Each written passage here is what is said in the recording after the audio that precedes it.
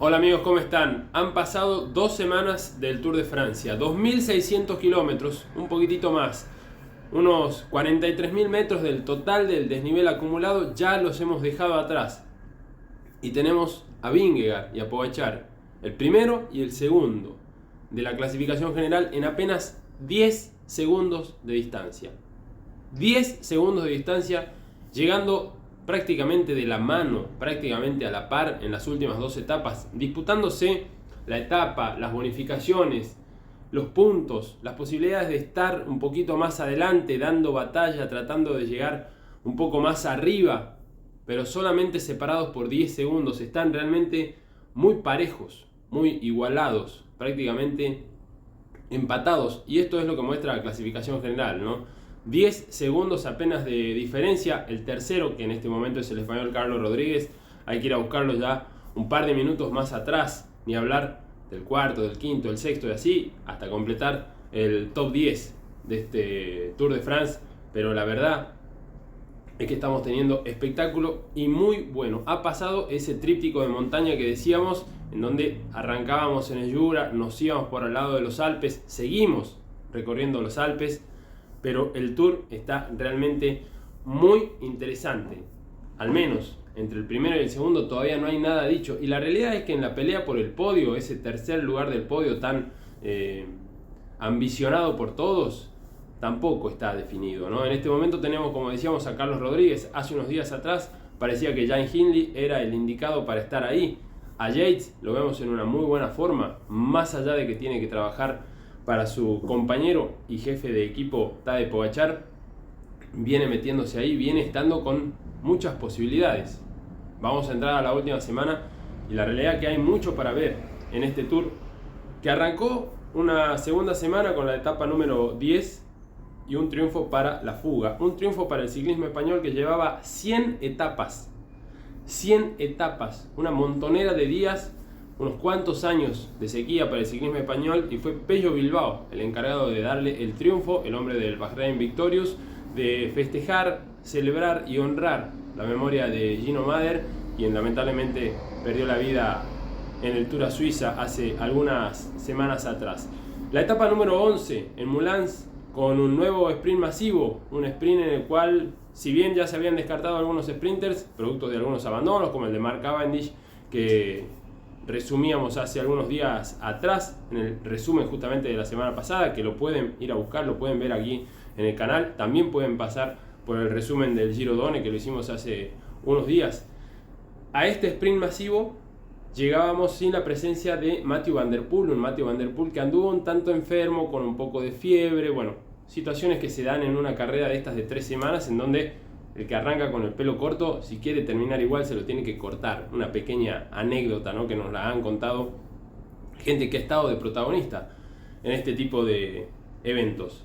Bueno, sin Van der Poel en el tren, Philipsen no tuvo problemas para quedarse con una nueva victoria de etapa. 4ª victoria de etapas para el ciclista belga, líder de la camiseta verde, la camiseta de los puntos, lejos, con mucho margen. Se la va a llevar si no pasa nada extraño, que ese nada extraño tiene que ser que abandone. La realidad es que, tal como están las cosas en carrera, Philipsen se va a llevar la camiseta verde para su casa con el solo hecho de llegar a París el próximo domingo. No tuvo rivales, una vez más, en el sprint. Quedó otra vez cerca por ahí tanto los corredores como Groenewegen, que se va acercando, pero no puede llegar. Un Biniam Girmay, que también quiere, pero le está faltando. En este no se metió Van Aert, que empezó trabajando para otras cosas en esta segunda semana y que sigue dando exhibiciones que uno dice ¿por qué? ¿Para qué? ¿Hasta qué punto? Bueno, él sabrá.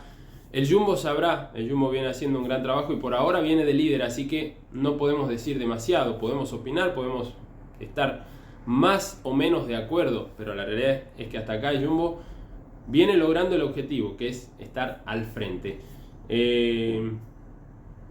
Decíamos de la victoria de Pello Bilbao. En ese día había estado Esteban Chávez logrando una 5ª posición, metiéndose en la fuga. Después, lamentablemente, un par de etapas después, una caída lo dejó fuera de competencia. Ya vamos a ir a hablar de eso. Pasamos por la etapa 11, en donde la victoria fue para Jasper Philipsen, se los decía, imparable en el sprint. La etapa 12 nuevamente para la fuga, pero una etapa 12 de 160 kilómetros en donde hubo batalla de 80-85 kilómetros para formar la fuga. Y presten atención a los números: 160 kilómetros de etapa, 80 kilómetros para hacer la fuga. A falta de 40 kilómetros, la fuga empezó a romperse. Había que hacer, como se dice, la fuga de la fuga. Hubo movimientos a 40, hubo movimientos a 35 y a 30 kilómetros otra vez un español. Ion Izagirre, el hombre de Cofidis, se fue en solitario. Era justo el día en que se cumplían los 15 años de la última vez que el Cofidis había ganado una etapa en el Tour. El Cofidis ya había actualizado con el triunfo de Víctor Lafay en la etapa número 2 y en esta etapa volvió a sumar un triunfo. Venían por una etapa, se llevaron dos los chicos del Cofidis, de la mano de Ion Izagirre, que también logró su segunda victoria de etapa en el Tour. Estamos hablando de un corredor español que ya tiene victorias en las grandes vueltas y que en este caso llegó a meta después de 30 kilómetros de cabalgata en solitario, tironeándose las orejas porque era el cumpleaños de su hija. Llegó celebrando y dedicándole a su pequeña el triunfo de etapa. Llegamos a la etapa número 13, Día Nacional Francés, y una montaña realmente llena de gente. Día festivo en Francia, día importante para los corredores franceses, que obviamente sabemos que iban a ir a buscar la victoria ahí en el Grand Colombier. Lamentablemente no se les dio a ellos, ¿sí? Pero tuvimos otra vez una gran actuación de corredores de la fuga. 17 ciclistas fueron los que se abrieron camino en la fuga. Y desde ahí vino el triunfo. Un tanto sorpresivo por cómo se dieron las cosas en el pelotón. El UAE se puso a trabajar. El UAE quería la victoria y la camiseta amarilla, ¿sí? Al empezar el día. Fueron por ese objetivo. No lo consiguieron. Dejaron ir a la fuga. La fuga terminó logrando ventaja. El polaco Michał Kwiatkowski fue el que se quedó con el triunfo. El hombre que fue campeón del mundo ya por 2014. Que ganó una etapa del Tour de Francia de la mano de Richard Carapaz cuando compartían equipo en Ineos hace un par de años atrás. Y en este caso el polaco, con una cabalgata en solitario, volvió a lograr un triunfo de etapa, un triunfo muy merecido, muy trabajado. La fuga que venía ahí tratando de llegar a meta estaba entre otros Harold Tejada, corredor colombiano que se metió en el 8º lugar de la clasificación de ese día, logrando una buena actuación. La realidad es que no viene siendo el mejor tour para los corredores latinoamericanos, el abandono de Richard en los primeros días, y después tenemos que contentarnos con esto, ¿no? Chávez quinto en alguna etapa que después encima termina abandonando, un Harold Tejada que se ha mostrado en varias fugas, que hasta acá un 8º lugar ha sido su mejor papel. Rigo, que también ha estado metido en alguna fuga, pero lamentablemente hasta acá no ha podido cosechar ni siquiera un top 10 en una etapa.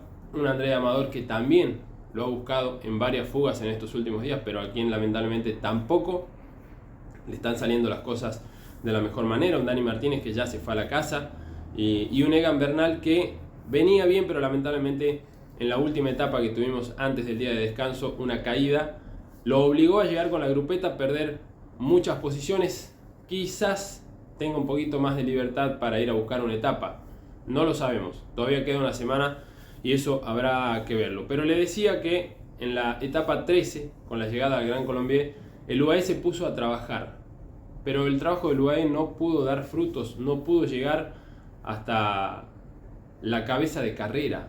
Fue juntando, fue colectando a algunos de los hombres de la fuga que se iban cediendo, que iban cayendo en sus posiciones después del trabajo obviamente desgastante y con esa ascensión al Gran Colombier que es realmente durísima. Pero el equipo emiratí solo tuvo que contentarse con pelear por el tercer lugar. Eso fue lo que logró Tadej Pogačar. Llegó 4 segundos adelante de Vingegaard. Vingegaard se defendió y muy bien, pero terminó cediendo 4 segunditos más los 4 segunditos de bonificación que logró Pogačar por ser tercero detrás de Kwiatkowski y de Van Gils, el hombre del Lotto. Unos 8 segunditos que dejaron esta diferencia de 11, 12 segundos en la clasificación general, 9, andaba por ahí la diferencia. Al día siguiente, otro día de montaña, pero en este caso teníamos la llegada a Morsin, teníamos una llegada en descenso, llegamos abajo. Para muchos la etapa reina, no coincido, la etapa reina para mí es la del Col de la Loz, pero bueno, es un pequeño detalle. Una etapa un tanto extraña, arrancamos con un parón a 5 kilómetros de largar la prueba, una caída, un hombre del loto patina ahí en un suelo que estaba un poquito mojado, una fuga que trataba de hacerse, trataba de pararse, trataba de controlar el pelotón, caída, todo el mundo al piso, todo el mundo es un total de unos 40-50 corredores y rápidamente la organización paró la carrera, neutralizó las acciones para darle tiempo a los médicos de atender a la gente. A ver, en ese momento se producen dos abandonos, Mentier y Pedrero, ¿sí? El del Intermarché y el del Movistar. Esos son los dos que directamente por esa caída en ese momento ya se tienen que despedir del Tour. Pero después hubo muchísimos afectados, hubo mucha gente golpeada, mucha rotura de material, muchos raspones y muchos que abandonaron a posterior. ¿Sí? Que después de ese parón que habrá durado unos 30-40 minutos en donde los médicos trabajaron a destajo, los asistentes, la gente que tenía que reponer las bicicletas y demás, bueno, después de eso la carrera se relanzó, volvimos a la ruta, se hizo una fuga, se fue, sacó diferencia, pero ahí se produjeron abandonos como por ejemplo el de Esteban Chávez, que reseñaba hace algunos minutos atrás. Muchos afectados por estas caídas. Romain Bardet afectado por otra que vino después, no la vimos en un descenso, ya cuando veíamos descender a otros corredores, se lo veía a Bardet que estaba ahí en el piso, que lamentablemente se pasó de largo en una curva y no pudo regresar a la competencia. El Jumbo dejó ir a la fuga, pero no muy lejos, ¿sí? La mantuvo ahí, bajo control. El Jumbo dijo, vamos a trabajar a los vatios de nuestro corredor más bajo, pero es tan alto el nivel que tiene el equipo neerlandés que no le dieron vida a la fuga, la mantuvieron ahí, en 1 minuto, 50 segundos, por ahí. No hubo chances para que esta fuga llegara a destino. Porque, claro, había una bonificación en la cima del Jux Plain, en donde Pogačar fue el hombre más interesado en atacar. Hizo diferencia con Vingegaard. Después Vingegaard lo cerró. Volvió a atacar. Se encontró con las motos. Había allí algunas motos de televisación que estaban entre la cantidad de gente que había y las motos no podían avanzar. No era tan fluido el tráfico, si se quiere. En esa parte Pogačar atacó, se encontró con las motos, tuvo que frenar el ataque. Obviamente tiene que haber estado molesto en ese momento. Y después cuando llegaron arriba, la bonificación se la llevó Vingegaard, que atacó, sorprendió de atrás. En algún momento pensamos, bueno, Vingegaard va a respetar la posición, lo va a dejar. No, fue una situación de carrera que se dio por factores externos, como ha pasado tantas otras veces en el Tour, porque a ver, hoy todos vamos a decir, no, las motos, bla, bla, bla. Bueno, muchas veces ha pasado, es parte de esto, ¿no? O sea, lamentablemente, nos guste o no nos guste, no se puede vallar toda la ruta entera, porque recordemos también lo que pasó en 2020. La ruta, los puertos, la montaña, sin los fanáticos, es muy aburrida, es muy triste, ¿sí? Es algo que no queremos recordar. Bueno, pasó la semana pasada con esa etapa en donde gana Michael Woods, en donde los últimos 3-4 kilómetros no tenían público. Cómo cambia la imagen, la coreografía, la escenografía que tiene el puerto con público y sin público. Bueno, lamentablemente, y los corredores lo saben, y los directores lo saben, y la gente de la carrera lo sabe. El público, las motos que están trabajando, muchas veces trabajando para cuidar a los corredores, son parte del espectáculo. La bonificación arriba se la lleva Vingegaard, pero veíamos prácticamente una serie de velocidad en pista cuando van ahí a la par, uno al lado del otro, y se miran, y se miran, y se estudian, y se controlan, y no hay forma de que ninguno dé un palancazo de más, de que ninguno se mueva, ni siquiera respire un poco más agitado que el otro, porque ninguno quiere dar ventaja, ninguno quiere dar el brazo a torcer. Bueno, veíamos eso. Obviamente de atrás Carlos Rodríguez, que venía con Yates, llegaron hasta ahí. Inmediatamente en el momento que llegaron, que era donde iba a empezar el descenso, el español se largó hacia abajo y dijo, nos vemos, ustedes se están cuidando, ustedes se van a seguir marcando, entre ustedes está el Tour, yo quiero algo más. El español se largó hacia abajo y fue inalcanzable. Llegó a meta, se llevó la victoria, tercera victoria para España, algo que no sucedía desde 2015, pero en 2015 había sido con 2 corredores, ¿sí? En este caso es con 3 diferentes, o sea, el dato de 3 corredores diferentes de España es un tanto anterior. Y con eso, Carlos Rodríguez, de apenas 22 años, se subió al podio, porque Hindley no aguantó, ya no había estado en el ascenso, Hindley había estado afectado sí en la caída del principio, y obviamente esas dolores, esas situaciones lo incomodaron. El sábado, también lo incomodaron el domingo, en donde volvió a ceder un poco de terreno. Carlos Rodríguez hasta acá haciendo un carrerón. Llegamos justamente a la etapa del domingo, no. Antes vamos a cerrar esa etapa del sábado, en donde con Yates, Pogačar lo intentó, no pudo con Vingegaard, no lo soltó, lo movió, incluso ahí hicieron un sprint en la línea de meta, pero cuando miró hacia atrás sabía que estaba Vingegaard a su rueda, y exactamente Vingegaard estaba a su rueda. A partir de ahí la diferencia quedó en solo 10 segundos, 10 segundos, ven bien, entre el primero y el segundo. Realmente algo increíble, con todo lo que han hecho, con todo el espectáculo que nos han regalado y con todo lo que todavía falta en el Tour. Pues a ver, uno dice, bueno, quedan unos 800 kilómetros más o menos para redondear, pero la realidad es que falta mucho, faltan puertos que son realmente tremendos. Última etapa antes de irse al descanso, etapa número 15. Una fuga, un corte, una ruptura en el pelotón. 40 corredores más o menos, 37, 38, 39, 40 por ahí, los que se fueron adelante. ¿Sí? Un grupo grandísimo. Y una incidencia en el pelotón que no le estaba dando permiso a la fuga, ¿no? Si bien la fuga tenía corredores de prácticamente todos los equipos, el pelotón no estaba del todo conforme porque, bueno, entre otros estaba Guillaume Martin, hombre que viene metido ahí en el top 10 de la clasificación general, top 10, top 12, por ahí.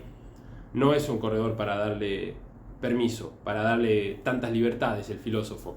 Puede ser un hombre a poner en riesgo algunas ubicaciones, porque ya entramos en la última semana en donde todos quieren cuidar lo que tienen. El que es décimo no quiere dejar de ser décimo, el que es quinto no quiere dejar de ser quinto, y el que es décimo primero, décimo segundo tratará de meterse en el top 10 sin arriesgar ese décimo primero, décimo segundo, porque bueno, a ver, eso es algo que a la postre en el currículum queda y a futuro sirve.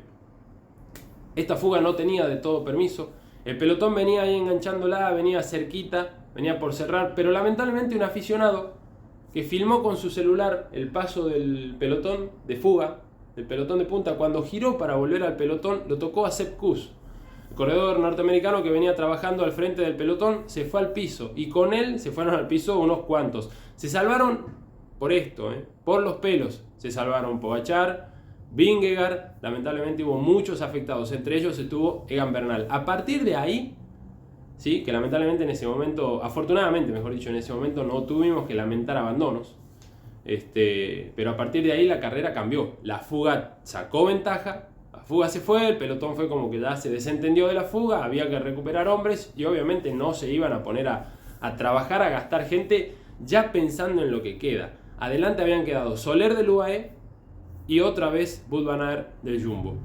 ¿Para qué? No sabemos. Quizás era parte de una estrategia que por culpa de esta caída y de este aficionado quedó trunca. Otra caída que provocan los aficionados y que o vamos a tener que empezar a portarnos mejor, o la gente del Tour, que sabemos que en algún momento lo van a hacer, van a empezar a limitar ciertas situaciones. Hace unos días atrás, en esa etapa que ganó Philipsen, en esa etapa de sprint, Jordi Meeus, el hombre del Bora, se choca en el hombro con un celular, que no sabemos a dónde voló el celular, pero la mano de quien lo tenía sí se fue hacia atrás. No se cayó porque son sprinters, porque manejan muy bien, porque son súper profesionales y porque se encontró también con algún hombro de un compañero del otro lado para emparejarse, ¿sí? Porque estas situaciones pasan, ¿no? El corredor va hombro con hombro, por ahí se va acomodando, pero vamos a llegar a tener un doble vallado en las llegadas para que la gente no pueda invadir hacia adentro de la ruta, ¿no? Esto va a empezar a pasar en cualquier momento. Vamos a seguir con la etapa número 15. 4 corredores de esa fuga de casi 40 se va, ¿sí? Descendiendo antes de subir a Saint-Gervais-Mont Blanc se van Neylands, Soler, Van Aert y Poels, ¿sí? El neerlandés que muchas veces fue el peón de lujo, el gregario de lujo para los triunfos de Chris Froome, sediento de lograr una victoria con 36 años, una cosa así, lo que tiene Poels, nunca había ganado en una gran vuelta. Bueno, salió a por eso. Neylands en el descenso quiere agarrar una caramañola de la moto de asistencia y se va al piso, con suerte de que la moto puede esquivarlo, con suerte de que no fue más grave. Volvió a carrera, pero ya no pudo volver al trío de punta. Del trío de punta en algún momento a Soler le llega la orden de decir: pará, que acá atrás te necesitamos. A Van Aert o no le dijeron lo mismo, o no los escuchó, o no le importó, no lo sabemos. Van Aert siguió, pero cuando empezaron el ascenso, Poels se fue en solitario, lo dejó parado al belga y fue a lograr su victoria, que prácticamente no la pudimos ver en televisión porque bueno, la tele estaba muy entretenida con el duelo Pogačar-Vingegaard, que ya nuevamente quedaron mano a mano. Rodríguez aceleró el grupo porque vio que Hindley venía un poquito herido, seleccionó el pelotón y después otra vez pasaron los chicos de Jumbo y del UAE adelante. El primero y el segundo de la general se hicieron nuevamente cargo, incluso lograron dejar atrás a Rodríguez, pero bueno, Rodríguez ya había cumplido su objetivo, que era distanciar un poco más a Hindley en esa pelea por el tercer lugar, que como dijimos, todavía sigue abierta. El triunfo fue para Poels, a Soler lo pararon y a Vingegaard no lo pudieron soltar. Estaban Soler, Yates y Pogačar, no pudieron hacerle un metro de diferencia a un Jonas Vingegaard que hasta acá viene muy fuerte y que va a entrar a la última semana vestido de líder y que va a alargar la crono de la etapa número 16 entre Passy y Combloux. 22 kilómetros, no es una crono llana, no es una crono sencilla, es una crono interesante que tiene ahí un puertito en los kilómetros finales. 22 kilómetros que tienen mucho para decir en este tour, en donde tenemos dos corredores que están a la par, muy igualados. El miércoles se viene la etapa reina, vamos a llegar a Courchevel con el paso por el Col de la Loza, allá donde ganó Miguel Ángel Superman López. Bueno, ahora hay que coronar esa trepada que es realmente durísima y llegar a Courchevel, en donde otra vez después de un largo descenso tenemos un poquito hacia arriba con más de 5.000 metros de desnivel. Un par de etapas para los sprinters ahí entre jueves y viernes, o para los aventureros que se vayan a meter en la fuga. Difícil que el Alpecin lo deje porque quiere hacer historia de la buena Philipsen en este tour. Y llegamos a la etapa número 20, una etapa que uno dice, bueno, no tiene final en alto, no es una etapa de gran montaña, pero la etapa entre Belfort y Le Markstein tiene casi 3.500 metros de desnivel y hasta 6 puertos categorizados, de segunda y de primera. Ojo con esta etapa, porque es esa etapa típica que ASO pone en la Vuelta a España para ir probando, una etapa en donde puede haber mucha emboscada. Y eso es lo que vamos a ver el próximo sábado. La crono va a decir muchas cosas, la etapa del Col de la Loz va a decir muchas cosas, pero no hay que descuidar la etapa número 20 de este tour, que entra a la última semana con Vingegaard de líder, con Pogačar en el segundo lugar y siendo un año más el mejor joven, solamente a 10 segundos del corredor danés que ya ganó el año pasado. Con Giulio Ciccone vestido con las pepas rojas de líder de la montaña, igualado con Nelson Powles, el norteamericano de Liège, y con un Jonas Vingegaard que está ahí nomás, un par de puntos abajo, con un Jasper Philipsen que viene líder de la camiseta verde desde hace rato y con muy buena ventaja, y con un Ineos que una vez más está primero en la general por equipos, pero está peleando ahí con algunos otros. Tiene por ahora a Carlos Rodríguez en el tercer lugar de la general, pero todavía no hay nada dicho, amigos, en este tour. Queda mucho para ver, lo vamos a estar repasando día a día en los shorts que hacemos de 1 minuto para tener toda la etapa ahí, y en unos días nos vamos a encontrar acá nuevamente para hacer un análisis más extenso, más profundo de todo lo que nos vaya a dejar esta última semana de tour, de la cual ustedes como fanáticos, yo desde mi lugar, pero también como aficionado, disfrutamos de un tour histórico, épico. La victoria del primero es más importante porque el segundo está al nivel y la amenaza. Y eso es lo que tenemos acá. Pogačar, Vingegaard, Vingegaard, Pogačar. El orden no nos va a importar. El espectáculo está garantizado. Nos vemos.